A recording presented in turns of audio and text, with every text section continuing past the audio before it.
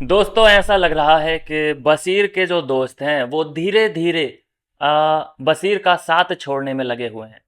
उन्हें ऐसा लग रहा है कि भाई बशीर के ग्रुप में हो क्या रहा है कि तीन ही लोग हैं जो डोमिनेंस कर रहे हैं, बाकी लोगों को तवज्जो नहीं दी जाती। नेहल चुदसमा जब से सीक्रेट रूम से बाहर आई है वो इधर भी है उधर भी है। और अगर वो आवेश दरबार या फिर गौरव के ग्रुप में रहना चाहती है तो फिर वो फरहाना से बात क्यों कर रही है, फिर वो उन लोगों के पास जाके क्यों बैठती है, सवाल ये है। और गद्दारी फुल कर चुकी है।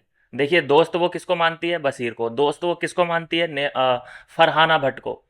अब उसकी बात अगर ये लोग, नेहल चुदासमा की बात करूं मैं, अगर अगर ये उस ग्रुप की बात गौरव के ग्रुप में जाके करती है तो फिर ये गद्दार कहलाएगी कि नहीं कहलाएगी? बिल्कुल कहलाई जानी चाहिए और कहला भी रही है। जहाँ पे ये जो भी बातचीत अभी अमाल मलिक और बशीर ने की थी नेहल से, इसने सारी की सारी बातें इधर बता दी। मोटी मोटी बातें, जो उन सारी बातों का सारांश था वो इधर गौरव ग्रुप में लाके भांडा फोड़ दिया कि मैं तो उससे ये एक्सपेक्ट कर रही थी, उन्होंने मेरे साथ ऐसा किया वैसा किया, मैं तो हैरान हूं उनका असली रूप देख करके। ऐसी बातें यहाँ पे कहती नजर आ रही है। गौरव ने क्योंकि एक सवाल पूछा था कि आपको जब घर सीक्रेट रूम में आप थे तो सबसे मोस्ट ऐसा कि शॉक हो गए आप, ऐसा कोई सीन आपको देखने को मिला होगा, ज़रूर मिला होगा, तो वो पर्सन कौन था, किसके ग्रुप का था? तो वो अमाल मलिक और बशीर का नाम ले देती है कि आपका सबका ठीक है, आपसे तो जो एक्सपेक्ट था वो ही था, आप जैसे मेरे सामने थे वैसे ही पीठ पीछे भी थे। लेकिन मुझे बशीर और फरहाना से ये एक्सपेक्टेशन नहीं थी, उन्होंने इतना नाम लिया ही नहीं मेरा, इतना ना ही मुझे मिस किया। पहली बात, हम सब देख पा रहे थे कि घर में सिर्फ फरहाना भट्ट और बशीर की वो बिल्कुल खासम खास दोस्त थी। तो लोगों को एक्सपेक्टेशन थी, नेहल को भी एक्सपेक्टेशन थी कि चाहे कोई और याद करे ना करे लेकिन ये दो लोग ज़रूर याद करेंगे। लेकिन अफसोस दोस्तों ये हुआ कि बशीर और फरहाना, कोई किसी ने भी नेहल को याद करना ज़रूरी नहीं समझा। इसलिए हो सकता है कि उसका दिल टूट गया हो और उसे समझ आ गई हो सारी बातें कि शायद मैं इनके लिए इतनी भी इम्पोर्टेंट नहीं हूँ जितना मैं समझ रही हूँ। अब कन्फ्यूज़न जो इसका है वो ये है कि मैं इधर बैठूं कि उधर बैठूं, क्योंकि असलियत जान के आ चुकी है ये समझ में, इसको जो अपने दिमाग से ये समझी होगी वो ये समझ के आ गई है। और अभी जो इसके रुझान दिख रहे हैं वो दिख रहे हैं गौरव ग्रुप की ओर। बशीर ग्रुप से टूट करके ये गौरव ग्रुप की ओर जुड़ रही है, क्योंकि जब इधर की बातें उधर बताएगी तो फिर इधर की तरफ ये लॉयल्टी निभा रही है, सिंपल सी बात है। लेकिन एक प्रॉब्लम बशीर ग्रुप के लिए एक और आ चुकी है, वो ये कि नीलम का भी रुझान गौरव ग्रुप की तरफ है। सोचिए, और सबसे बड़ा जो गेम चल रहा है ना इस वक्त घर के अंदर, जो मैं समझ पा रहा हूँ, वो नंबर गेम है।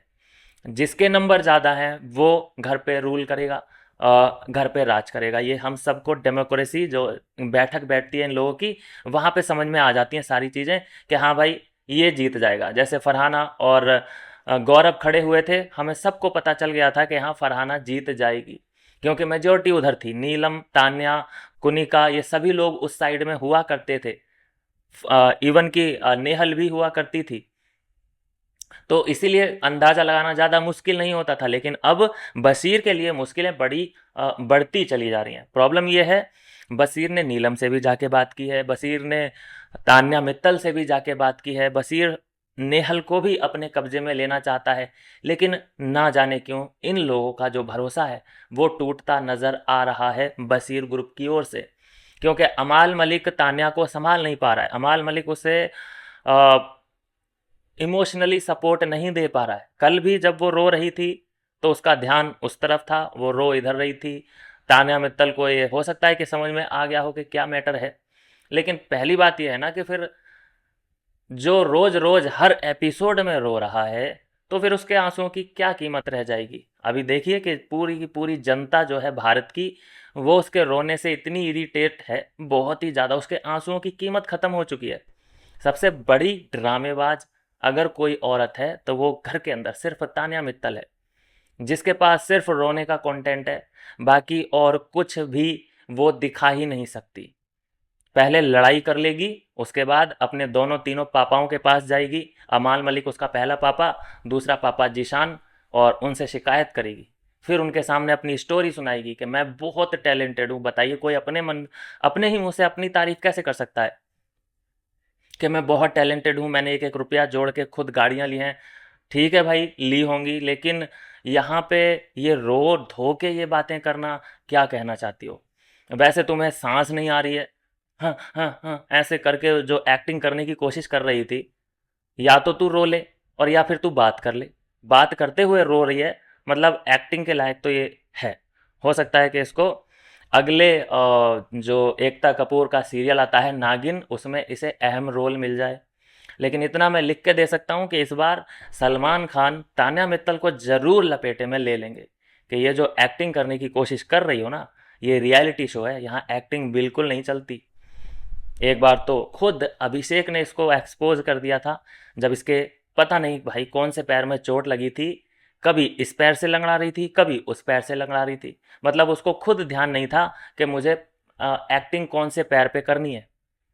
और जब याद आ जाता था कि ओ मैं तो लंगड़ी हूँ, मुझे तो चोट लगी है, तो लंगड़ाने लगती थी। नहीं तो याद अगर नहीं है तो नॉर्मल चलती थी। क्या मजाक बना के रखा हुआ है यार। तो खैर, अभी की अपडेट तो ये है कि जो अभी इधर सारी बातें हुई, जहां अमाल मलिक ने अपना माइक शाइक उतार के फेंक दिया, मुझे तो इस पे भी लगता है कि स्ट्रिक्ट एक्शन लेना चाहिए। जो अमाल मलिक ऐसे माइक उतार के फेंक दे रहा है और फिर भी उस पर कोई एक्शन ना हो, ये गलत हो जाएगा। अमाल मलिक बहुत बड़ा फेंकू, बहुत बड़ा फट्टू और दोगला किस्म का इस वक्त मुझे कंटेस्टेंट दिख रहा है घर के अंदर। तो खैर, उधर के सारे इंसिडेंट अभी नेहल बता रही है गौरव ग्रुप को। तो इसका मतलब यह है कि जो लॉयल्टी निभा रही है नेहल, वो ग्रुप गौरव ग्रुप की ओर उसकी लॉयल्टी ज़्यादा दिख रही है, और ये टेंशन वाली बात है बसीर के लिए। मिलते हैं दोस्तों नेक्स्ट वीडियो में नई अपडेट के साथ।